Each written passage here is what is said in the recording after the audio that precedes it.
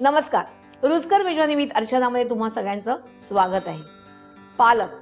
पालक म्हटलं की आपल्याला सगळ्यांना तो आवडतच नाही. मला माहिती आहे, मलाही नाही आवडत, पण पालकाची कढी ही खूप छान होते.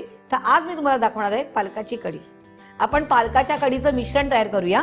आपण इथे घेतोय 1 वाटी दही, त्यामध्ये 2 टेबलस्पून चण्याचं पीठ, मीठ चवीप्रमाणे, साखर 1 चमचा आणि हे सगळं आपल्याला मिक्स करून घ्यायचंय. हे मिक्स करते तोपर्यंत आपण गॅस सुरू करूया आणि तेल गरम करूया. 2 टेबलस्पून तेल, यात थोडंसं पाणी घालायचंय. पुन्हा मिक्स करायचंय. यात आपण अर्धा चमचा हळदी पावडर घालूया, मिक्स करूया.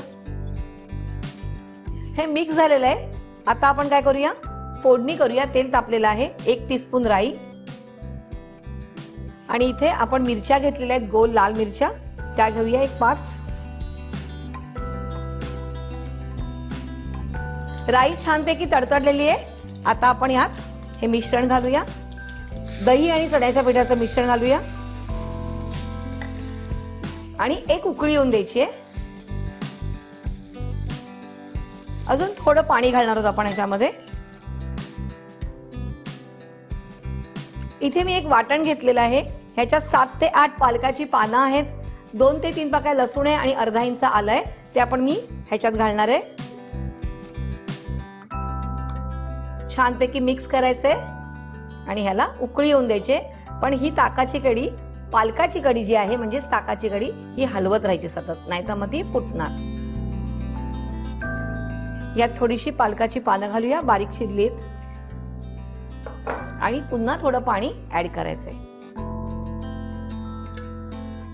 आणि आता याला छानपैकी उकळी येऊन द्यायची आहे.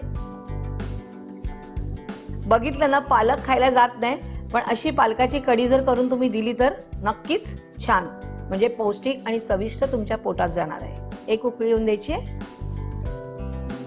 पालकाची कढी तयार आहे. छान असा सुगंध सुटलेला आहे आणि मी ऑलरेडी सांगून ठेवलेलं आहे की मस्त वाफे भरलेला भात पाहिजे, ह्याच्याबरोबर मस्तपैकी आणि तळलेली मिरची सुकी. क्या बात आहे. गॅस बंद करूया, काढून घेऊया.